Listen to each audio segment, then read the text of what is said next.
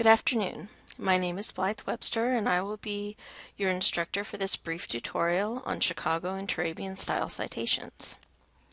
First of all, why do we cite when we write our academic papers? Well, we want to avoid plagiarism and stealing other people's ideas and intellectual property, so we always need to cite our references, where we got our information and our facts from, to give people credit where credit is due unless it's an original idea of our own. And to that extent, there are multiple ways for you to cite references and bibliographic resources in your academic papers, and this brief tutorial will cover one way to do that. The learning objectives for this are for you to be able to identify parts of a citation, for you to identify where to find the citation information is in your reference material, the parts of the information that will create the citation, and then the final objective is for you to actually be able to create a footnote and a bibliographic citation for an article or a book using Microsoft Word software in a paper that you have created. So Chicago and Turabian style are somewhat interchangeable. They are essentially the same thing. The difference is that Turabian style is a kind of a pared down version of Chicago style, meant mainly for people in higher education, students writing research papers and theses and dissertations, that type of thing. So it's not that it's totally different from Chicago, it's just kind of a shorter, sweeter version of it. The Chicago Manual of Style is more for people who are publishing on a professional level and is going to go more in depth when you might have some more unusual types of sources and references that you need to cite. The anatomy of a citation. So, the first thing you need to know for a book is you're going to have your author editor's name, your book title, the edition of the book if applicable, the publication date, the publisher, and place of publication. For an article, you have a little bit more information that you need to have: the title of the article, the author or authors, page numbers, the journal or periodical title where you got the article from, the publication date, and the volume and issue, again, if applicable or if available. So how do you locate this information in your resource? In a book, you're going to find most of your information on the title page or the verso, which is the page on the very back of the title page. So on the front, on the title page, first thing you need to know is where your title is. So underline here in green is your title. You know more. Some books have a subtitle, like this, underlined here in yellow. Then you're going to have your author's name, underlined in pink here. And then this call-out box shows you where you've got your publisher and location of the publication. So the publishing group is located in Toronto. So if you have over here, you have your publishing location and the publisher. Now, to find the year, you're going to have to go to the back of the copyright page, or the back of the title page, the verso or copyright page. And up here, underlined in blue, you're going to see 2004 as your copyright year. Later on, when you're doing your citation, you may need to refer to a page number depending on where you got the information in this material. But for the basic bibliographic citation in your bibliography or works cited page, this is the basic information that you need. For an article, a lot of times you're going to find your articles online. And they're going to be printed out in in kind of a PDF format, and so all your information is going to usually be on the front page. Sometimes it can be down in a lower part of the corner, or depending on the publisher, it can sometimes be printed on an entirely separate page.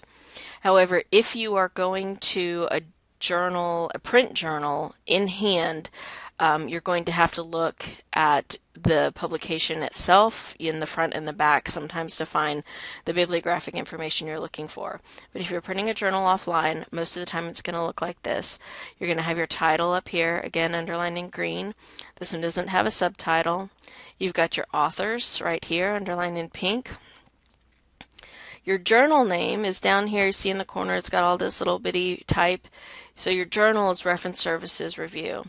you've got your volume and your number and your publication date, and then here you've got your page numbers.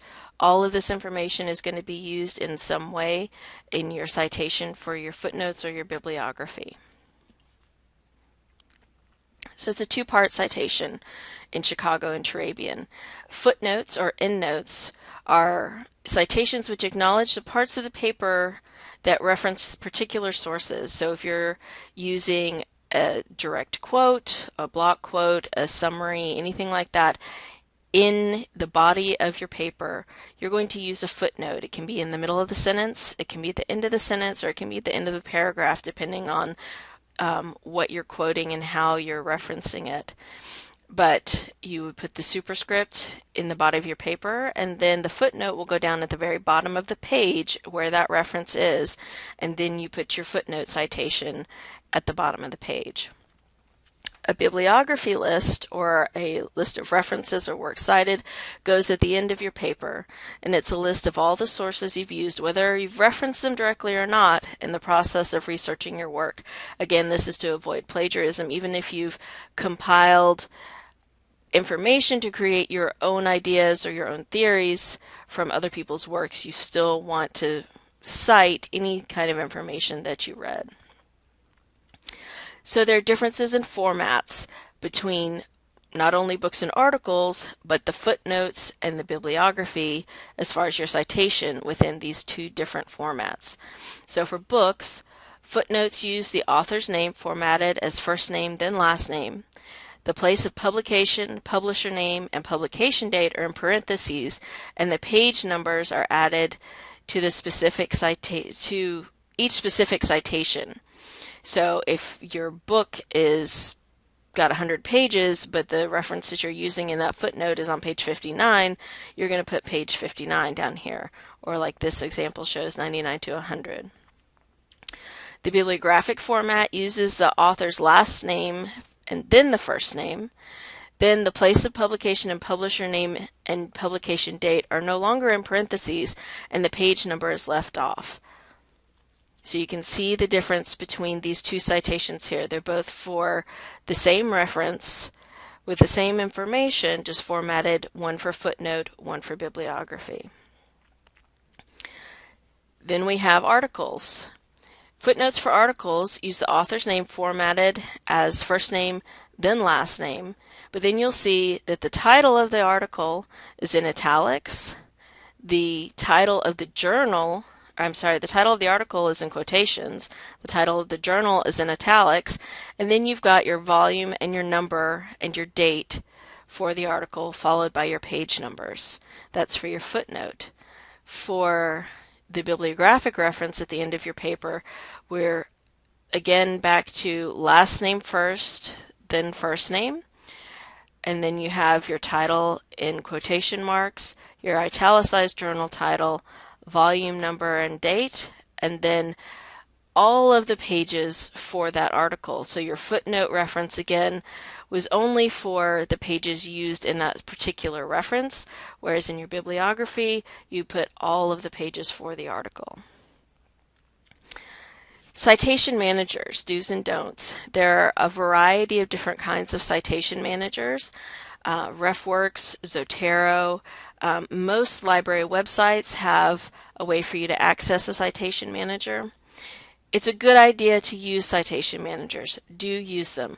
They help you in warehousing all of the reference information you're going to use in your papers.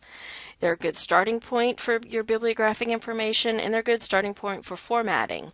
However, don't use them to generate your citations without double checking.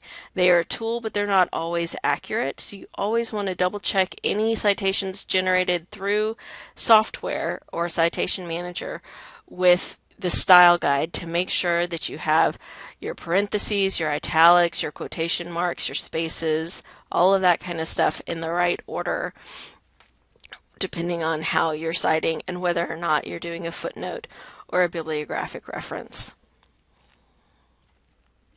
So we want to let Word work for us. Microsoft Word is not necessarily a citation manager, but it is your main way that you're going to be writing your paper.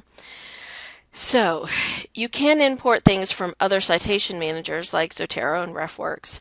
However, Microsoft Word has a functionality that allows you to input your bibliographic and reference information into Microsoft Word, and it will generate your citations for you. It will place your footnotes properly. It will generate a bibliography or a reference list for you.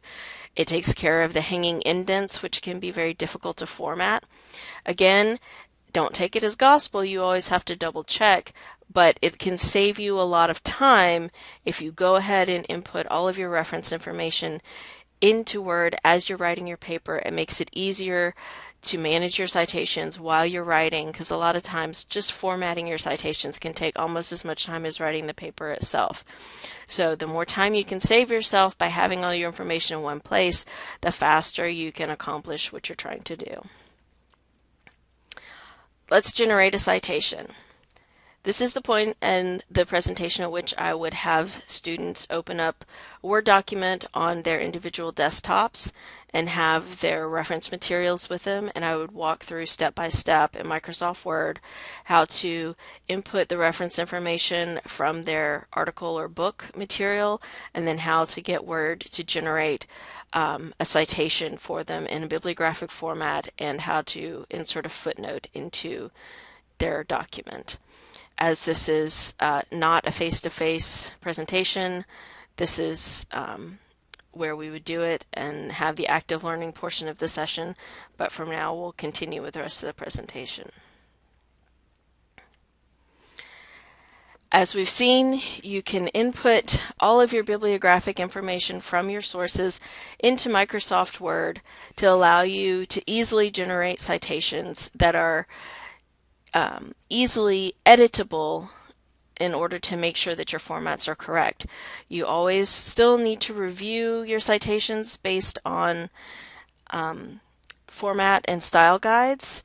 The Purdue OWL website has style guides for just about every format and has a very excellent one for Chicago and Turabian, specifically for books and articles. It doesn't go into too much more detail about other other reference styles or reference materials, but the Chicago Manual of Style does have an online function that you can use if you don't have the style manual in hand. If there are no other questions, thank you for your time.